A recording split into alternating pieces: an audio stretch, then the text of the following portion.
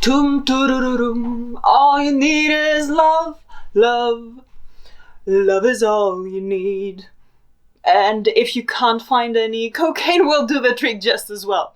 No kidding, cocaine seems to be having a similar effect on the brain as love has because of the dopamine release in the brain. Amazing, right? And everyone has been trying to get us to believe that you can't buy love.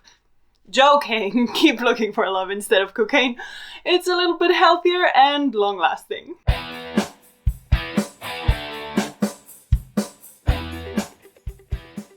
So everyone's been talking about love with Valentine's approaching and everything, apparently. And I would not be able to relate to that because I'm way too cool to bother. Like, this is the maximum level of kitsch I can handle on V-Day.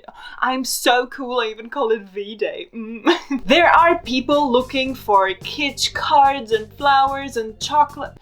I think I should revisit my decision to not like the V-Day if I am to have one more day with chocolate. And others who feel disheartened now that they will spend it alone and won't be able to post what a wonderful, romantic and perfect relationship time they're having. That or people just simply love to be in love and on such a day are reminded that they are not. But why should we care? Well, we do love being in love. Being in love is so addictive, but what does it mean exactly? How can you explain love scientifically? Does it have anything to do with science? Oh, don't stress, fellow nerd, I've gotcha. Margarita, your friendly neighborhood scientist, has got your back. So we are often talking about how love comes from the heart.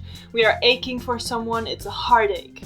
Someone leaves us, we're heartbroken. We should follow our heart. Think with your heart, not with your brain. What an idiotic expression. Love is happening in the brain. All the cool shit is going down in the brain for that matter. So here comes the neurobiology of the brain cocktail called love. Professor Helen Fisher has been studying love for decades, and among others she did a few fMRI studies on people being in love. fMRI stands for Functional Magnetic Resonance Imaging, and it basically measures brain activity by detecting changes associated with blood flow. And this means that when an area of the brain is in use, it needs more blood to be operating correctly, and the blood flows to that region, and you can see that in the picture you take, like for example this one.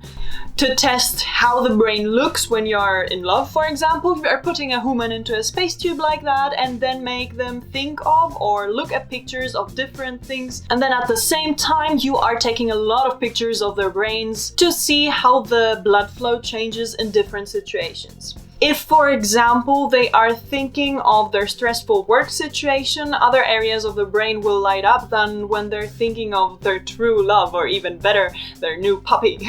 What you found was indeed the brains in love look very similar to the brains on cocaine. How?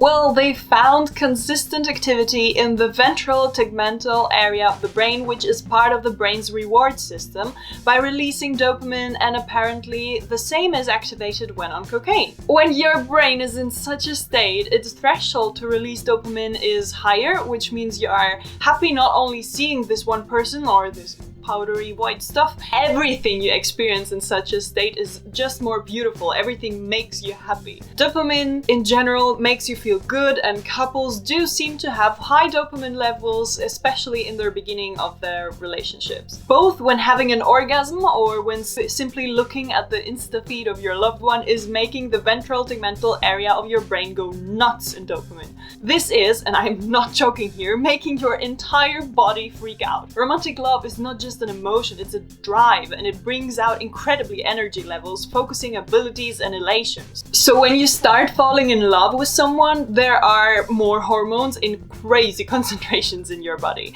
Adrenaline and cortisol are basically triggering the stress response. Your heart is racing, you have sweaty palms, and you are blushing hard. And then we got oxytocin peaking, which is also known as the cuddle hormone, and is reinforcing bonding and attachment to a person. Serotonin levels, on the other hand, are dropping rapidly. And we need this to be content and happy. This hormone usually helps regulate your mood, your sleep, appetite, digestion, learning ability, and memory. You fall in love and all of that is just messed up.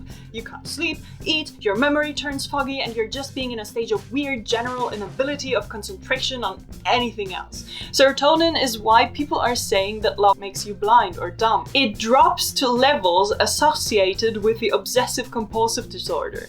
This explains the anxiousness and nervous feelings and the obsession with a specific other person. Thankfully, it has been shown that the serotonin levels are balanced out with time, and we stop freaking out as much after a while in love. Hormone studies, as well as fMRI studies, show that the areas of the brain associated with romantic love can remain active for decades. Fisher's group even looked at the brains of couples who had been together for over 25 years and still stated they are in love. So just because it's chemistry and such, it does not mean that love is not real or not lasting. It's not just a construct of our societies either. And if it was, then there would have been societies found where romantic love is not a thing.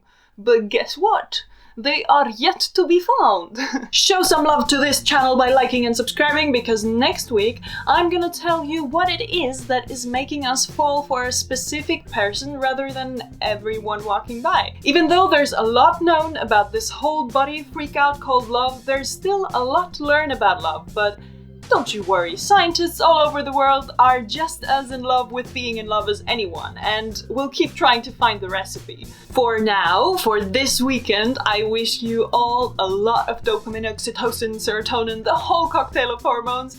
We sure need a little more of that right now. And hey, just because it's indeed a bunch of chemicals in the brain, it does not mean it's less delicious, right?